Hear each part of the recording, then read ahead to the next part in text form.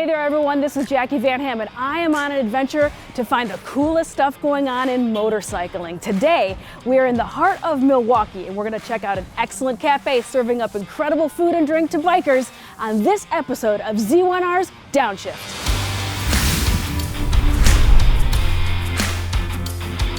We're in the Walker's Point neighborhood here in Milwaukee, a city that absolutely loves its motorcyclists. And this cafe is a place that every motorcycle enthusiast should visit. This is Fuel Cafe.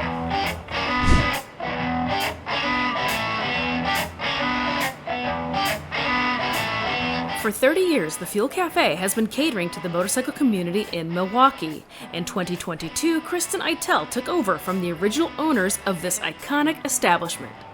I started working with them in 2001, just in other restaurants, and over time I started taking over all of the operations, and by 2010 I had opened another restaurant with them, Bel Air Cantina. At that point, then I took on all of the operations of Hi-Hat, Garage, Balzac, and Fuel on Center Street.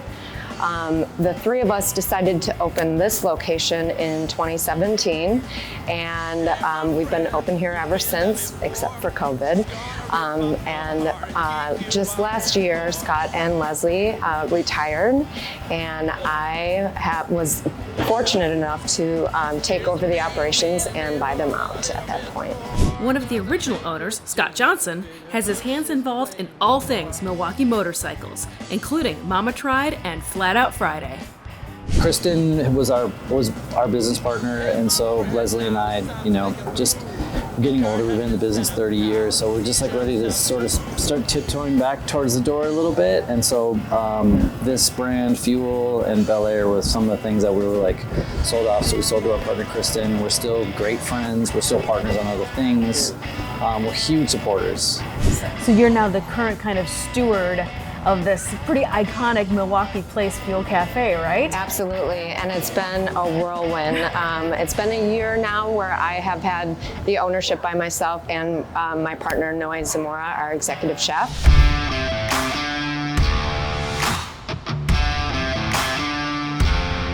So we can't come to Fuel Cafe and not come back here and see what I'm going to consider also the star of the show, not just the cool motorcycle stuff, but I had to come talk to the chefs back here. Noe, thank you for taking the time to chat with us. I want to talk about one of the new dishes that's been added to the menu relatively recently that has taken off as a huge hit, and this is your famous chilaquiles. Yes, when we came back from COVID, we tried to bring new dishes, and one of my cooks was eating chilaquiles in the house, and I tried it and they were amazing. I'm like, we need to have it on the menu. We now have it on the menu, and it's been one of the top sellers. Everybody loved it, and I can show you how can we do it. Awesome. I definitely want to see that. And then we were talking a little bit before off camera before we got started that the recipe for the red sauce anyway comes from someone that used to work here, or Yes. So it's a bit of a family recipe. We tried one time. One of our cooks was making this sauce, and I'm like, let's do it. It's so good. We need to share this experience with all people there, and they've been loving it. So. Awesome. Well, more importantly, I really want you to share this experience with me in my face. So let's get going on these chilaquiles. What's the first start? What's the first part of this?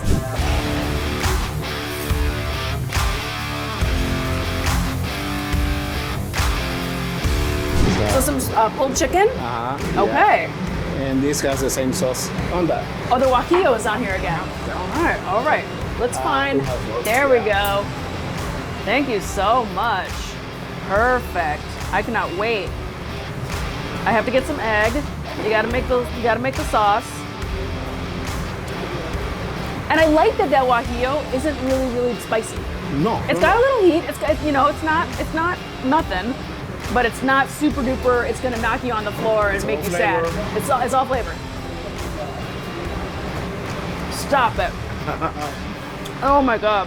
And as you said it before, it's still crispy, but that is covered in sauce. That's the magic of a good chilaquil. It has to be crispy, but covered in the sauce.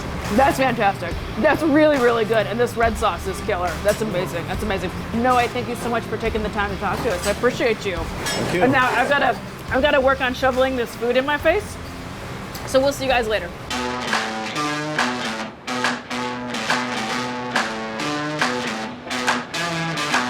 Kristen and Noe take the legacy of the Fuel Cafe seriously and are bringing back some favorites from the original location.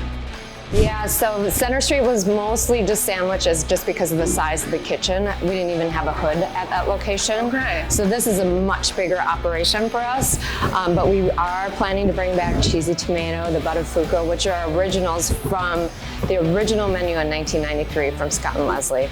The first thing you notice when you step into the Fuel Cafe is the collection of funky tributes to motorcycles past and present. It's, we become a tourist destination definitely for the motorcycle enthusiasts that come in from out of town. And I mean, as you can see within the space, we have photographs and trophies and helmets, everything that Scott and Leslie have brought from Center Street down here. It has become more of like a museum for us. So the motorcycle stuff, I mean, I think I don't know her philosophy. We've never actually spoken about it, but like, I think she's, just kind of letting the community drive like what sort of content and style that the motorcycle related events, what stuff goes up on the walls is going to be. And I think that's awesome. Just like the menu, the decor is an important part of the Fuel Cafe experience, so changing things up regularly is a priority. So we just changed out this gallery wall, which was actually a photographer that was at Flat Out Friday and Mama Tried. He approached us after and said that he wanted to put up some of the images that he had taken during Flat Out Friday before Harley 120. And so he came up with 12 images that we have put on the wall of people that he photographed at Flat Out Friday. Our plan is in the future that we're going to change out that gallery wall, maybe like quarterly, just with different images, different art, anything related to motorcycles. I didn't know who was going to be put up on the wall, and Scott ended up on the wall. Being connected to the motorcycle community means plenty of opportunity for the Fuel Cafe to be jam-packed with bikers from all over the world. Scott obviously is Mama Tried and Flat Out Friday, so we have the pre-opening party on Thursday nights, which is just insane. It opened something like that, 2018. And so, yeah, that's been my life. And I've been in the restaurant business, since 93 in Milwaukee. We started doing motorcycle events, Rocker Box, which you're familiar with, a street party that we did in front of Fuel for 10 years. Yep. Which kind of was a victim of its own success, but it was, which is great. It was just got too big and just too loud, and that's why we transitioned into wanting to do Mama Tried and Flat Friday. Want to do something indoor and curatable, and that's kind of how that whole idea started. Like many motorcycle events, sometimes there can be a pretty rowdy crowd. And it's so much fun. We have probably 500 people that come through here on that evening, and it just gets really crazy. Most of the time we have motorcycles that come through the restaurant, may end up on the bar a time or two and do their burnouts. But it's so much fun. I love being a part of this community.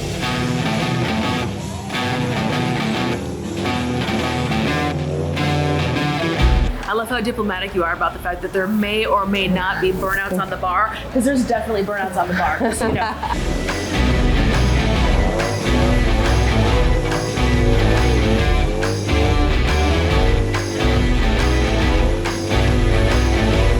Being a successful destination in Milwaukee allows for the Fuel Cafe to give back to the city that has embraced it. So we always try to work with a nonprofit within the area, and it just depends on who we're trying to work with at the time. Sometimes we'll put menu items on the menu, then we give proceeds of that menu item sale. Sometimes it's food item, sometimes it's bar item, sometimes it's even a coffee item. Okay. So, I love that. A little bit of giving back to the community, right? Yeah, it's absolutely about being part of the community. The rich history and traditions of the Fuel Cafe have led the way to a future that Kristen and Noe are dedicated to continuing. We want to see Fuel Cafe continue into the future, and if there's anything we can do to help that, we're always all about it. But Kristen's awesome, and she's just like a really spectacular, driven, just great person. She doesn't have the connection to the motorcycle world like I do, but I'm always there, and there's enough community around this place.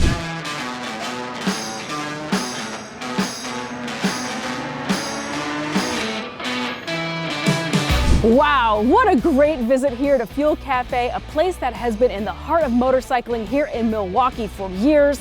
This is Jackie Van Hammond. We'll see you next time on Z1R's Downshift.